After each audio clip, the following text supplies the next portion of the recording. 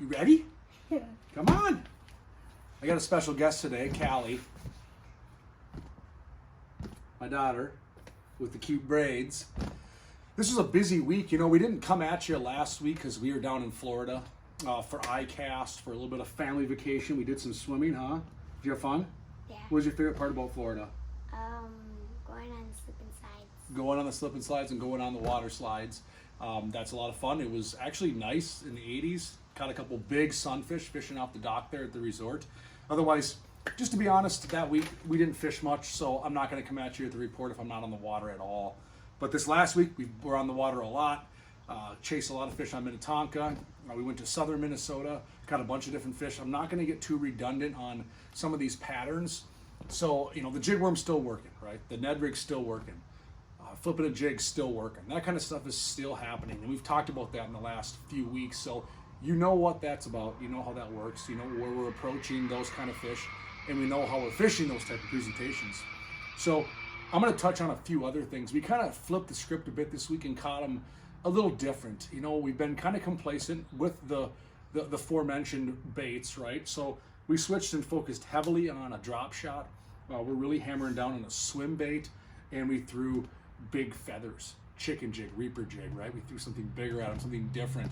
And we're going to show you how we're catching those fish.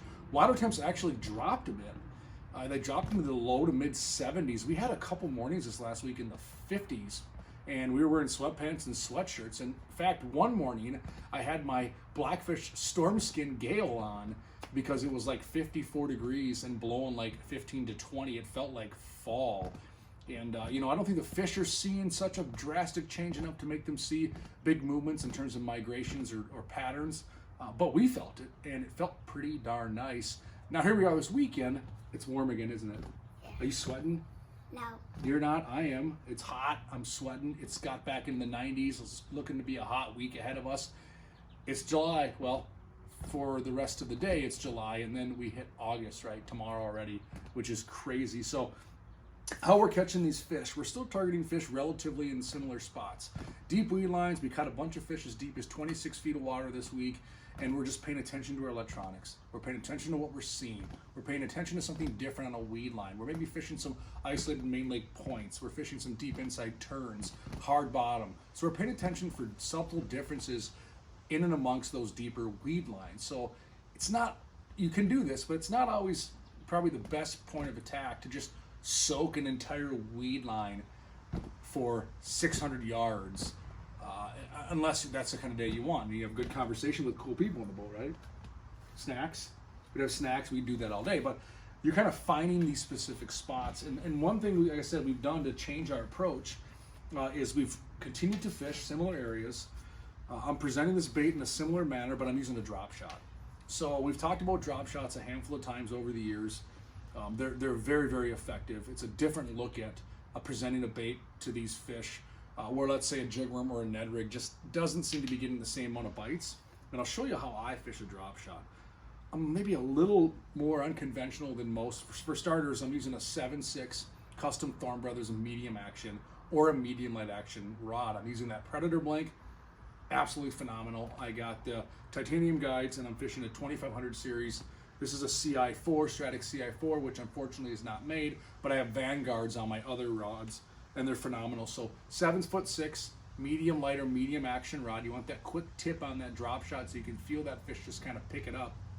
And then I'm fishing actually a VMC worm hook. I'm not fishing necessarily like a Nico hook or a traditional drop shot hook. I'm fishing this in a weedless fashion, and I'll show you why. And then my weight is dependent on the depth I'm fishing, windy conditions, all that kind of stuff. But generally I'm fishing about a 1/4 ounce, seems to be. And you can see I'm only down, oh boy, about a foot. Sometimes I only go down 8 inches. And I'll show you what I'm fishing. This bait's pretty beat up. It got chowed a lot this weekend. Okay, Kelly says no. So this is a robo worm. I caught a lot of fish on a robo worm, a super popular finesse bait. And I'll show you how I'm fishing these and why I like the weedless approach. Should I go up there and show them? Do you think I should go up there? You got the base covered back here? Okay, you covered? You guard the fort? All right, Callie's gonna guard the fort. So I can see here, and I told you I got that, that's a spin shot. So this thing can spin 360 degrees on this swivel. I got fluorocarbon main line. I'm fishing actually a fluorocarbon leader. I'm fishing 20-pound braid as my main line, maybe 15, and I got that fluorocarbon leader, and then I got the drop. So all I'm doing is I got that worm hook. You can see I'm fishing this weedless, and I like that because where I'm fishing most of the time, I'm dealing with a lot of weeds. Now, if I'm fishing smallmouth bass or offshore isolated fish on rocks or whatnot, I may go away from this worm hook and just nip hook the plastic on. But for the sake of what I'm doing, I am actually fishing this Texas rigged. That's my drop shot right there. That's how I'm fishing this drop shot. And now I can pitch this in heavy cover. I can power shot it along coontail, milfoil edges, whatever it might be, and I can get bit, and I feel like I'm not just snagging up on weeds all the time. So that's what I'm doing a lot lately, is that weedless drop shot, and it's very, very effective. And then what I've also caught a bunch, I'll be honest, the biggest fish I've caught this week, it took me all of July to get back into the 5-pound club, and I got a 501 on a tube, on a drop shot tube. Same hook, same weedless hook. Now I take that tube, I just nip hook it, and I'm pushing it back through, and I'm fishing this. I'll show you, weedless, just like this. That's my drop shot setup. And I caught probably my 3 biggest bass of the week on this drop shot tube. Just a different approach, changing things up a bit. Same scenario, fishing a lot of the same type of structure, things like that. Except for instead of a jig worm or a Ned rig or something to that effect, which can still get bites, I switched over to this tube, and we got them. We got them to go, right, on a drop shot? You ever fish a drop shot? No?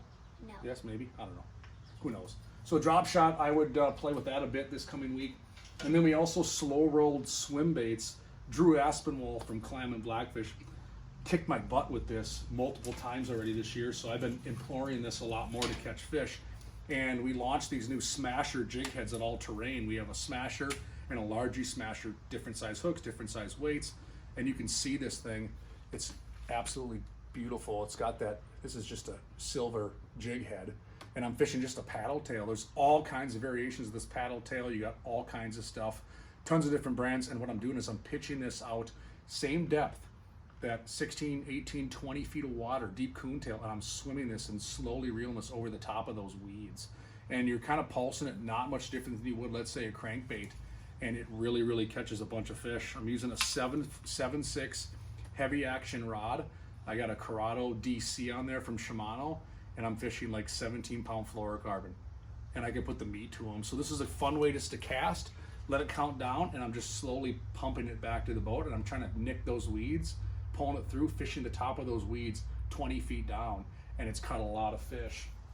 And another bait that you fish in a similar matter you look, put into that one, Callie.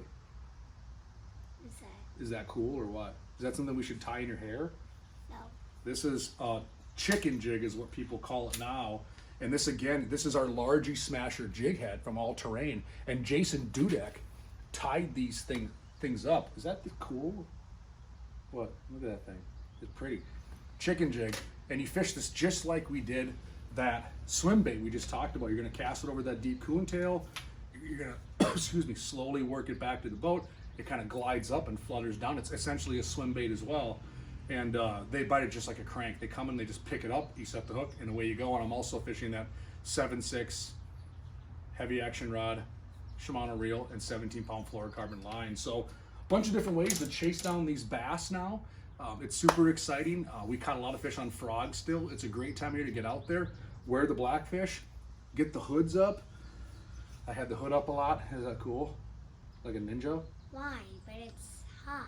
So she just said why, because it's hot, because this actually wicks moisture. So this pulls the moisture from my body and regulates the body temperature. So on very hot days, protecting yourself from the sun is actually cooler with this Blackfish gear than it is taking my shirt off.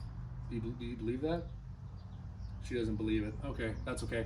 But yeah, this is the way you get out there. Drink lots of water, stay hydrated, protect yourself, and you'll catch more fish. So we're gonna have a lot of fun. The next time we come at you, it's gonna be August, which is absolutely insane. August. July is now pretty much over. and we're going to get after some more summer patterns. There's still plenty of summer fishing to be had. We haven't chased many other species. It's been just the bass. That's been the king lately, and away we go. So I guess we'll catch you in a week, huh? What do you think? You got anything to say before we roll out? Any words of wisdom for our crowd? What do you got? Something? Tell them something cool. Give them one cool fact about Cali. What's your favorite thing to do? What do you want to do tomorrow? Favorite thing to do in the summertime?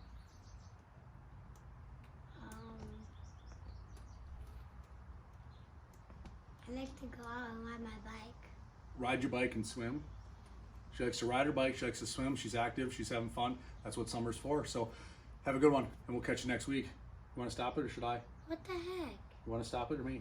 Hold on. What is that? Oh, Callie's going to stop it. What is You got that? it? Dad, what is that? It's a bug. All right, stop the video.